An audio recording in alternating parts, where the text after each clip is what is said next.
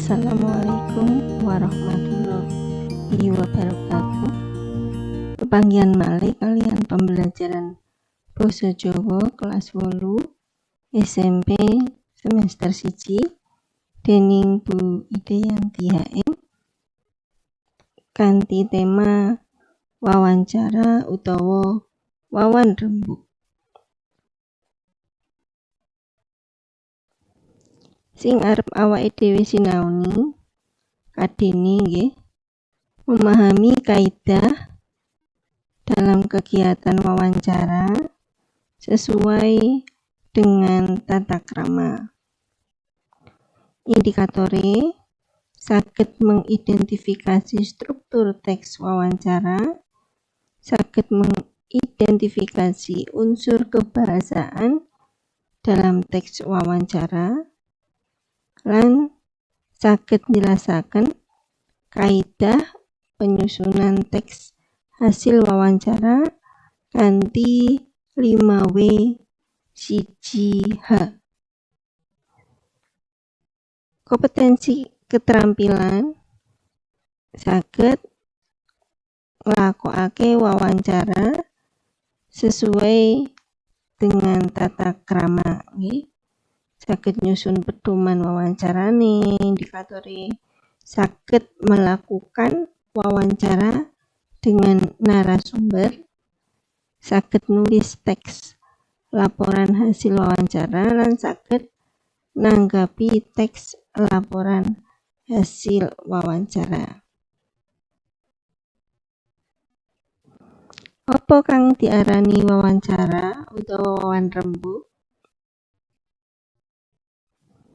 Wawancara yaiku kegiatan dialog antarane pewawancara utawa wong sing golek informasi lan narasumber. Pewawancara yaiku pawongan sing golek informasi, dene narasumber yaiku wong sing dadi sumbere pitakonan. Narasumber kuwi kudu wong sing ngerti sakabeh informasi sing dibutuhake. Tujuane wawancara yaiku golek warta, informasi, katerangan ngenani sawenehe bab kanggo keperluan tertentu. Teks wawancara yaiku teks sing nggambarake pacelaton utawa dialog antarane pewawancara karo narasumber. Tuladhane wawancara. Monggo disimak sareng-sareng nggih. Assalamualaikum warahmatullahi wabarakatuh. Waalaikumsalam.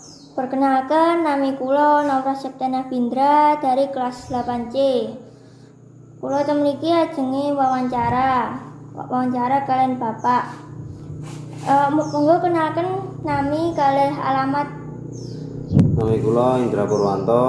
Kula salah satu pedagang sate teng Desa Kampung 10. Rambutan Bapak, kula badhe wawancara kalian Bapak masalah usaha panjenengan. Nggih, monggo. Mulai tahun pinten Bapak ngrintis usaha niki, Pak? Mulai tahun 2012. Sadurunge Bapak panjenengan usaha napa? Kula pengrajin teng Bali. Terus keahlian damel sate niki angsal saking pundi? Angsal saking maratuwa, dadi keahlian iki turun temurun dugi mbahe bapak maratuwa kula. Oh, sakniki kan wonten musibah corona, Pak. Napa nggih berpengaruh, Pak, usahane? Nggih berpengaruh sangat. Terus kepriye, Pak? Sing mesti napa omsete mudhun, Pak? Nggih, mudhun ya hampir 50%. Tapi ya napa meneh, dan memang niki musibah sak donya ya sementing enek rezeki sithik ya disyukuri ae. Sementing tetap bersyukur lah, intine tetap diparingi kesehatan, diparingi keselamatan, masalah rezeki nek sing ngatur dhewe. Nggih, sakniki mboten virus corona nggih. Akeh sing kata sing kena nggih Pak, usaha-usaha sing kecil-kecilan niku Pak. Nggih, kata sing kena kabeh ya padha ro kanca-kanca kabeh do sambat. Ya napa meneh tra ya wis nasib pengen iki disyukuri ae, mungkin iki wis musibah. Ya kudu tetep bersyukur lah, intinya bersyukur sing diparing kesehatan, sing penting kesehatan. Nggih. Matur nuwun nggih Pak, sampun nyukani wektune Pak. Nggih, turun. Assalamualaikum. Waalaikumsalam. Oke, niku wau tuladhane wawancara dening Mbak Naura lan pedagang sate. Nggih.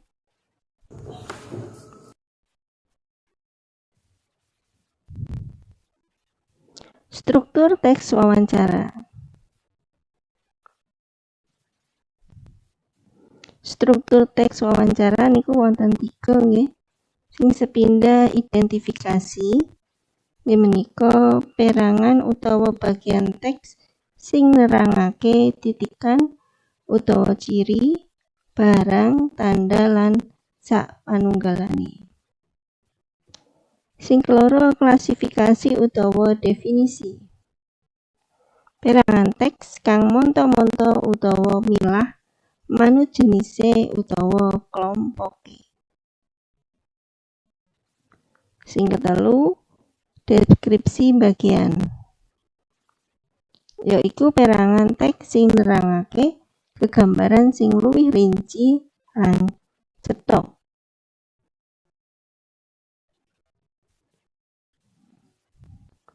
Unsur wawancara 5W1H.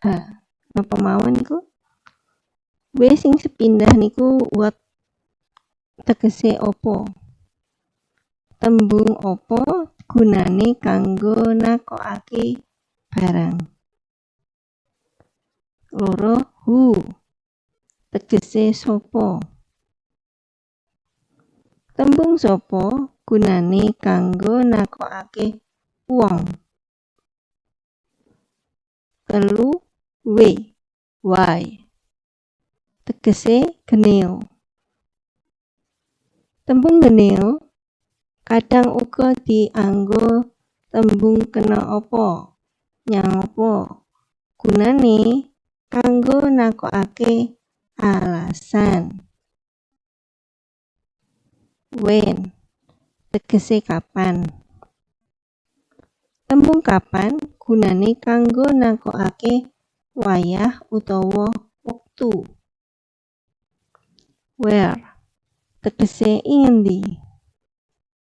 Tembung ing endi gunane kanggo nakokake papan panggonan.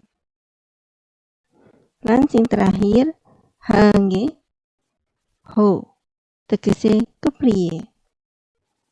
Tembung kepriye gunane kanggo nakokake cara. Iki wonten teks wawancara nggih sing ira-irahane olahan banding antarane bocah-bocah ana Tata, enek Lintang nggih, enek Desi mangke lan Bu Suci. Tata, kula nuwun Bu. Oh nggih, monggo pinarak. Ana perlu apa Mbak? Menika kula kalian kanca kula kepingin mangertosi kados pundi caranipun ngolah bandeng lan kados pundi caranipun panjenengan masaraken produk olahan bandeng menika. Oh iya. Lintang. Menapa naminipun produk olahan bandeng ingkang panjenengan produksi menika, Bu? Niki kalebu unsur what nggih utawa opo.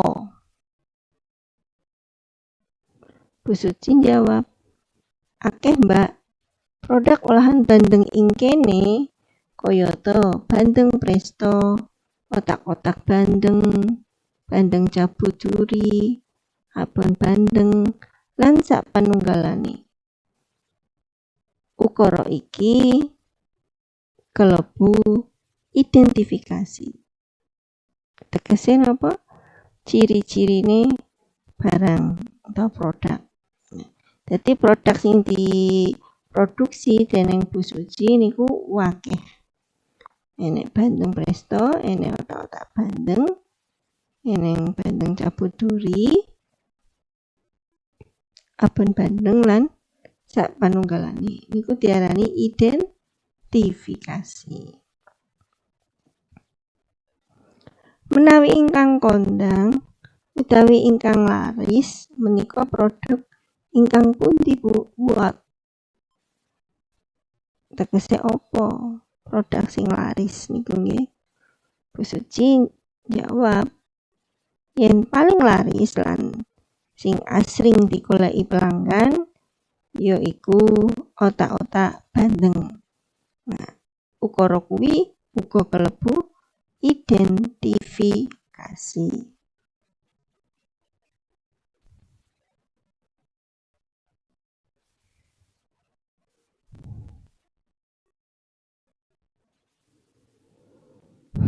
Tata malih taklet nggih. Kenging menapa otak-otak bandeng menika saged dados produk ingkang laris? Kenging menapa niku tegese why utawa mengapa geneo? Bu Suci jawab,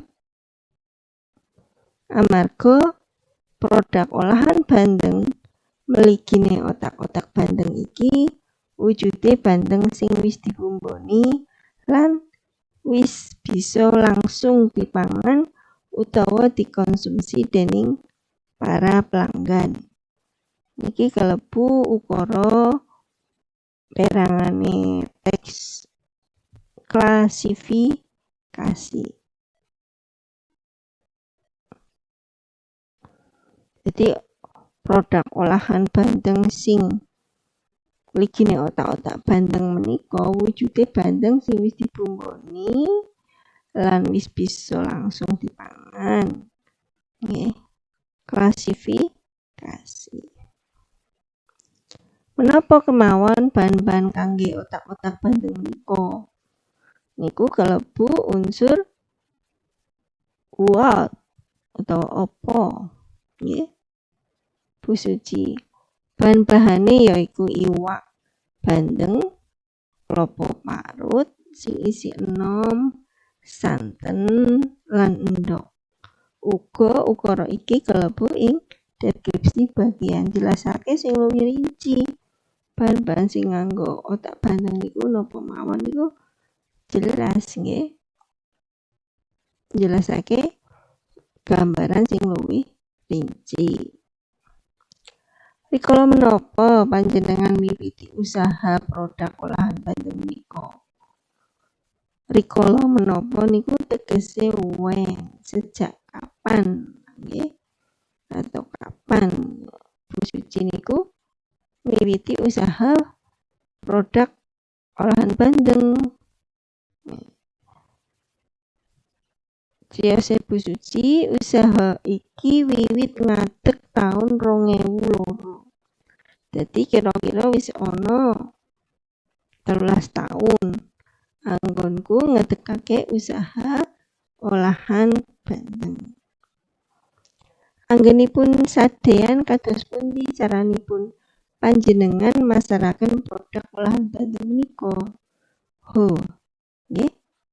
Kalebu kepriye?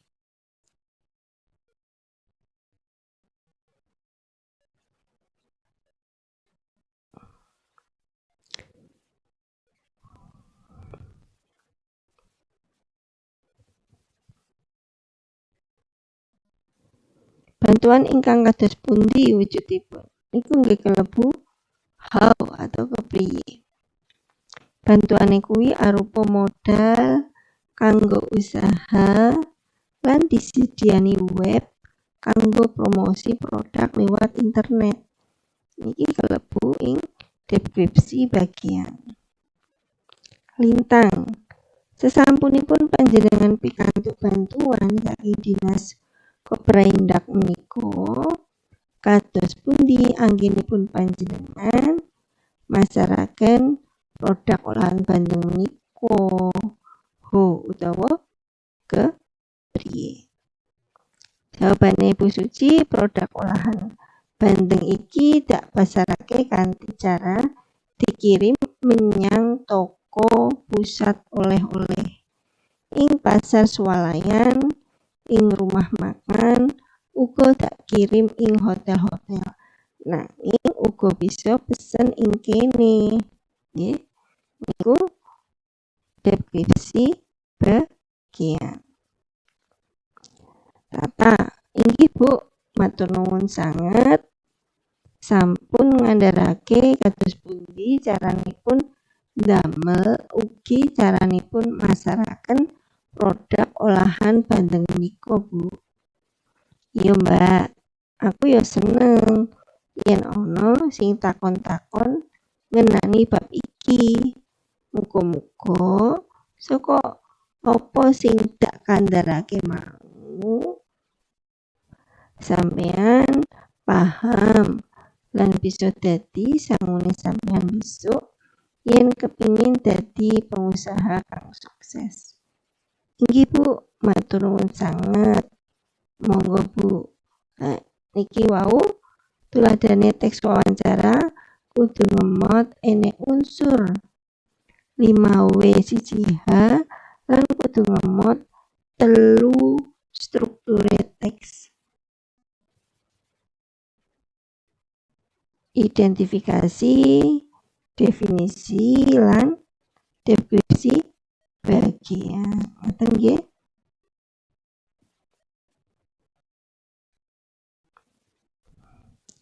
Sajroné nindakake wawancara uga ana bab-bab sing kudu digatekake. Yaiku 1. Nemtokake tujuan wawancara. Nek arep wawancara kuwi tujuane opo kudu jelas. Nggih.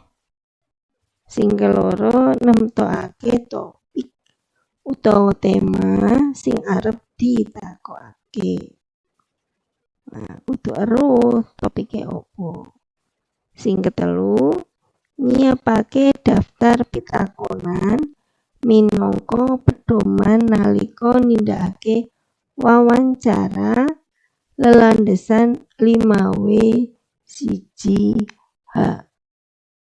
Dadi kudu nyiapake daftar pitakonan sing ngemot 5W 1H. Sing kepapat ngenakake pasetujon karo narasumber kanggo nemtokake papan panggonan lan wektu wawancara. Sing kelima nindakake wawancara lelandhesan daftar pitakonan kang wis disiapake supaya nalika nindakake wawancara bisa runtut lan genep, supaya pitakonan ora ana sing keliwatan lan wawancara bisa tumata lan munjer. Sukses, nggih. Munjer tegese sukses. Sing keenem nulis bab-bab sing penting utawa rekam pacelaton. Niku nggih pembelajarane dinten menika. Mangke wonten tugas saged sampeyan kerjakake nggih teng grup. Menawi wonten ingkang badhe ditangletaken, monggo saged ditangletaken teng Ibu. Nggih. Ibu akhiri billahi taufiq wal hidayah. Assalamualaikum warahmatullahi wabarakatuh.